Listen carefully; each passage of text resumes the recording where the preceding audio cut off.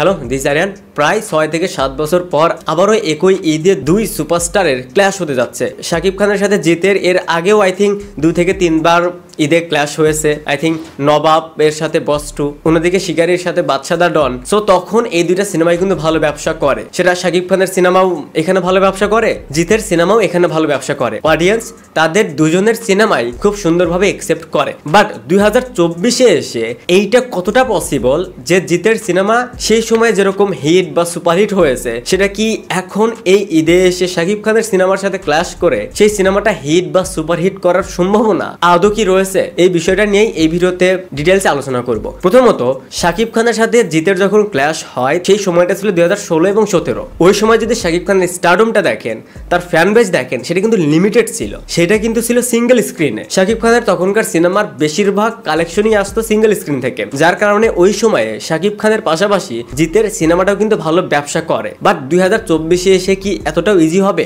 এটার direct answer হচ্ছে না। 2024-এ এসে এতটাও ইজি হবে না যদি শাকিব খানের সাথে তার কোনো সিনেমা ডিরেক্ট ক্ল্যাশে আসে এবং সেটা যদি কোনো ঈদে হয়। প্রথমত, শাকিব খানের এখন যে স্টারডম, তার যে ফ্যান বেস, প্রথম থেকে যখন শাকিব খানের সিনেমা রিলিজ পেত, সেটার বেশিরভাগই রিলিজ পেত সিঙ্গেল স্ক্রিনে, এবং সিঙ্গেল স্ক্রিন থেকে যে কালেকশনটা আসতো সেটা দিয়ে সিনেমাটা হিট বা সুপারহিট হয়ে যেত। বাট এখনকার যদি কথা বলি, সেখানে আপনাকে নতুন করে ইনক্লুড করতে হবে মাল্টিপ্লেক্স। প্রিয়তমা থেকে শুরু, যে শাকিব খানের সিনেমা মাল্টিপ্লেক্সের অডিয়েন্স খুব একটা দেখতোই না, একসেপ্টই করতো না, সেই শাকিব খানের সিনেমা যদি প্রিয়তমারই কথা বলি, তাহলে কিন্তু অনেক ভালো একটা কালেকশন করে মাল্টিপ্লেক্সের চেনগুলো থেকেই, যেটা এর আগে আই থিঙ্ক হয়নি। এরপর যদি রাজকুমারের কথা বলি, এই সিনেমারও যতটুকু কালেকশন তার অনেকটাই মাল্টিপ্লেক্স থেকে আসে। অ্যান্ড লাস্ট যদি তুফানের কথা বলি, শুধুমাত্র মাল্টিপ্লেক্সের চেনগুলো থেকেই প্রায় 15 থেকে 16 কোটি টাকা। যারা শাকিব খানের বক্স অফিস কালেকশন নিয়ে ফেক করেন যে বাংলাদেশে তো বক্স অফিস নেই, তাহলে এত কালেকশন তারা কিভাবে দেখাচ্ছে? দেখেন, সোশ্যাল মিডিয়াতে যেটা ঘোরাফেরা করে সেইটা আমরা বলি না বা সেটাতে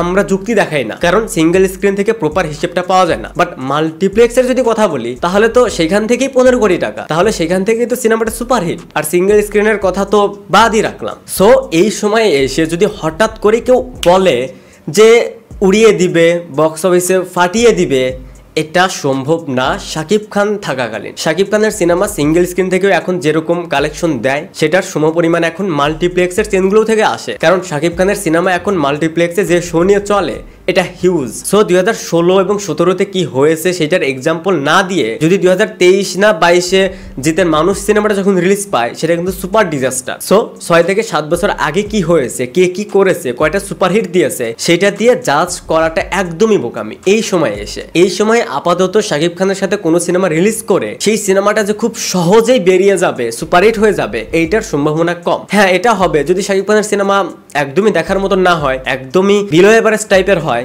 ডিরেক্টর ভালো না হয়, কন্টেন্ট ভালো না হয়, কোনো কিছু যদি ভালো না হয়, তখন তো সেই সিনেমাটা, সেখানে যদি বাপ্পি চৌধুরী ক্ল্যাশে যায়, তার কন্টেন্টটা যদি একটু ভালো হয়, তাহলে বাপ্পি চৌধুরী উইন হবে। তো এটা তো সিম্পল। বাট নর্মাল প্রেডিকশনে যদি বলি, তাহলে এটা এখন পসিবল না। জিতের একটা ফ্যান বেস আমাদের এখানে রয়েছে, বাট এতটাও নেই যে একটা সিনেমা এখানে রিলিজ করলে সেটা সুপারহিট হয়ে যাবে খুব সহজেই। এখন আসি ডিরেক্টর ফ্যাক্ট। এখানে ডিরেক্টর ফ্যাক্ট অবশ্যই রয়েছে। 2025-এর ঈদ উল ফিতরে জিতের যে সিনেমাটা আসতে যাচ্ছে, সেটা ডিরেক্টর রায়হান রাফি, অন্যদিকে শাকিব খানের আসতে যাচ্ছে বরবাদ। এই দুটো সিনেমার ক্ল্যাশ হবে। এখন কথা হচ্ছে, জিতের যে ফ্যান বেস বা এর আগে জিতের মানুষ সিনেমাটা রিলিজ পেয়েছে, সেটাও সুপার ডিজাস্টার। নর্মাল যদি প্রেডিকশন থেকে বলি, তাহলে লায়ন সিনেমাটা ভালো চলবে। ফার্স্ট রিজনই হচ্ছে রায়হান রাফি। দেখেন, শাকিব খানের তো এখন মাল্টিপ্লেক্সে একটা ফ্যান বেস হয়ে গেছে, একটা অডিয়েন্স হয়ে গেছে। বাট আপনাকে এখানে এটাও ভাবতে হবে যে রায়হান রাফি, তারও কিন্তু মাল্টিপ্লেক্সে একটা হিউজ ফ্যান বেস রয়েছে। তার নামে কিন্তু এখন অনেক অডিয়েন্স সিনেমা দেখতে যায়। সুরঙ্গের সাথে আমরা প্রিয়তমাকে দেখেছি। সো সুরঙ্গ কিন্তু মাল্টিপ্লেক্সে খুবই ভালো পারফর্ম করেছে, বাট সিঙ্গেল স্ক্রিনে খুব ভালো একটা পারফর্ম কিন্তু করেনি, যেটা করেছে প্রিয়তমা। সেম ঈদ উল ফিতরে এটাই হবে। রায়হান রাফির কারণে মাল্টিপ্লেক্সে ভালো শো পাবে, কন্টেন্টটা ভালো হলে এই সিনেমাটাও সুরঙ্গের মতন বিজনেস করবে। বাট লায়নে যদি ডিরেক্টর রায়হান রাফি না থাকতো, তাহলে 2025-এ এসে শাকিব খানের পিক টাইমে অন্য কোনো সিনেমা খুব সহজেই, আবারও বলছি খুব সহজেই, হিট বা সুপারহিট করে নিয়ে যেতে পারবে না। আবার এইখানে শাকিব খানের সাথে যদি কোনো সিনেমা ডিরেক্ট ক্ল্যাশে যায়, তাহলে সেটা ডিরেক্টর যদি রায়হান রাফি থাকে, তাহলে সেই সিনেমাটারও হিট বা সুপারহিট হওয়ার চান্স থাকবে। কজ মাল্টিপ্লেক্সের রায়হান রাফির হিউজ একটা অডিয়েন্স রয়েছে, প্লাস তার সিনেমার প্রতি অডিয়েন্সের একটা ভরসা রয়েছে। তো এই ছিল ওভারঅল বিষয়টা নিয়ে আমার প্রেডিকশন বা আমার ওপিনিয়ন। আপনাদের কাছে কি মনে হয় সেটা অবশ্যই কমেন্টসে জানাবেন। আর পরবর্তীতে হয়তো এই বিষয়গুলো নিয়ে যখন বরবাদ, লায়নের টিজার ট্রেইলার আসবে, তখন আরো ভালোভাবে ডিটেলসে আলোচনা করব।